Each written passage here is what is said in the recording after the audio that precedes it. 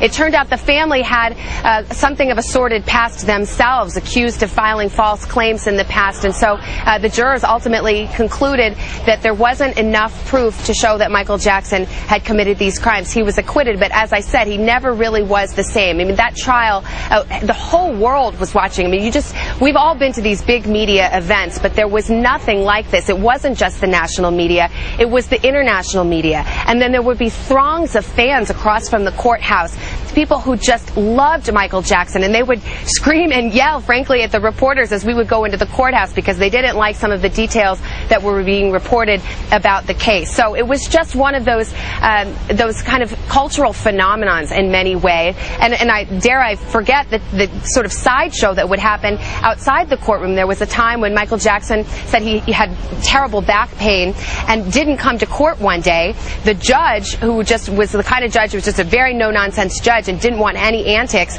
told Tom Mesereau, "You better get your client here in an hour." And there was literally a countdown clock on cable, people wondering, is Michael Jackson going to make it to the courthouse or will he be held in contempt in court? And then lo and behold, he walked in his pajamas, which all happened live on television. And in fact, there was another occasion outside that courtroom, David, when, and a lot of people remember this video, I'm sure we're showing it. This was actually early in the case, before the trial, during the arraignment. There were so many fans that came to the courthouse hoping to get a glimpse of him that he hopped up onto the SUV and did a little dance, something that did not go over well with the judge in that case. So that trial will be as much a part of the Michael Jackson story as all of his other triumphs in music since he was a little boy. NBC's Savannah Guthrie. Savannah, thank you very much. And again, for those of you who are just joining us, NBC News is reporting, we're reporting at this hour, that Michael Jackson has died.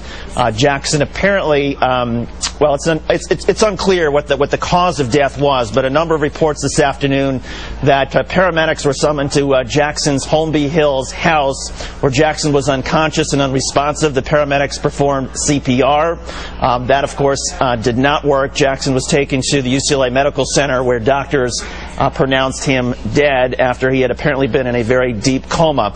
Jackson's family members, his father Joe, and there's something of an estranged relationship between Michael Jackson and his father, but nonetheless, Joe Jackson told our NBC affiliate in Las Vegas this afternoon that he had been told that Jackson had been in cardiac arrest or had suffered some type of heart attack. All of this came at a time when Michael Jackson was less than just a couple of weeks away from starting a 3-year-long world tour, which Jackson had hoped to essentially resuscitate his music career, wipe out the debt that he had incurred, and essentially get back his reputation that had been tarnished in large part from that 2005 trial that Savannah was mentioning. We're told that Jackson had been working out with a physical trainer, that he'd been trying to get in appropriate physical shape for a demanding concert tour, so that he could give the sort of performances that his fans, many of them, expected and anticipated from Michael Jackson. But again, NBC News is reporting that Michael Jackson this afternoon died. Jackson, of course, part of the famous Jackson 5 from Gary, Indiana.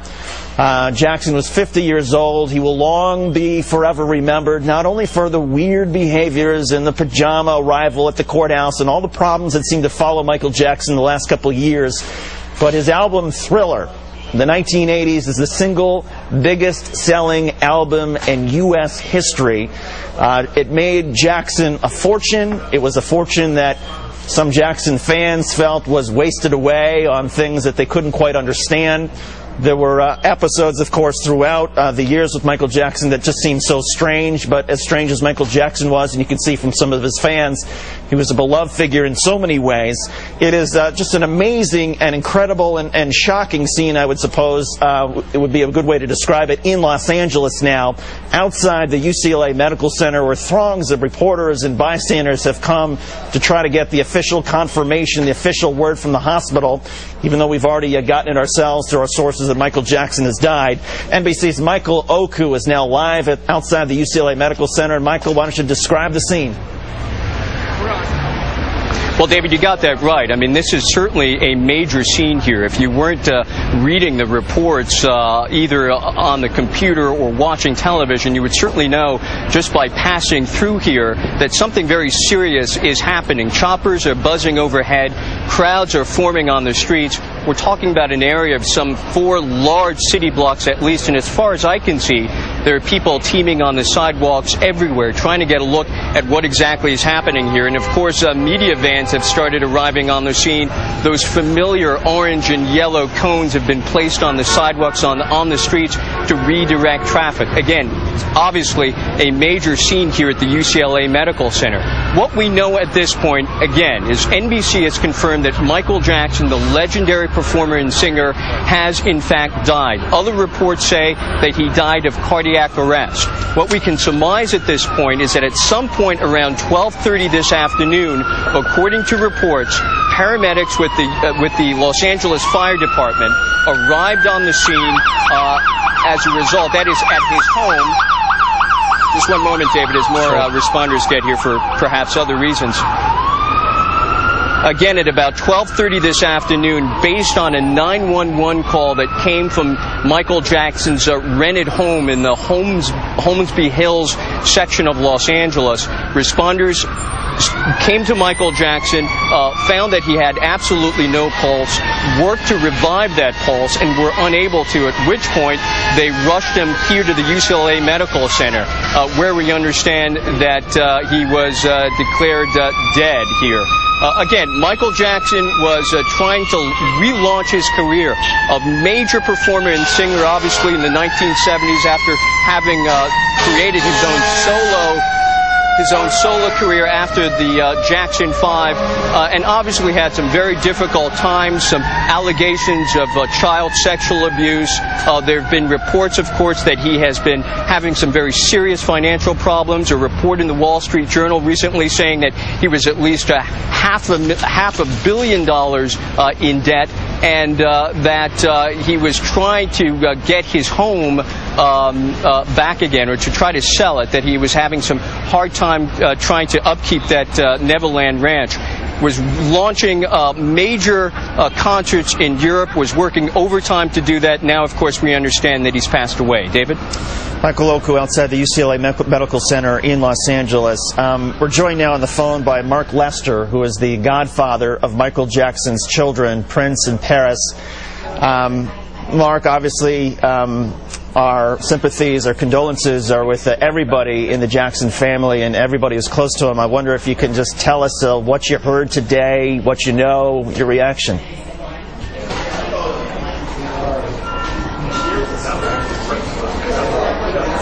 Yeah, cool. Okay, mate, give me a call back in a minute, okay? Cheers. Mark, it's David Schuster. Can you hear me? Hello? Yeah, Mark, it's David Schuster, and I just want to get your reaction, our sympathies, of course, with the entire Jackson family. You're the godfather of Micheal Jackson's children. I wonder if you can talk about the situation as you know it. Well, we're just absolutely shocked, and we're absolutely devastated. We're just hoping and praying that these reports are unfounded, but I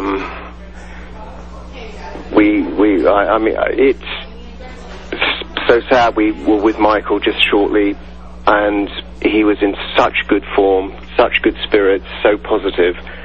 I'm just absolutely devastated about the whole thing.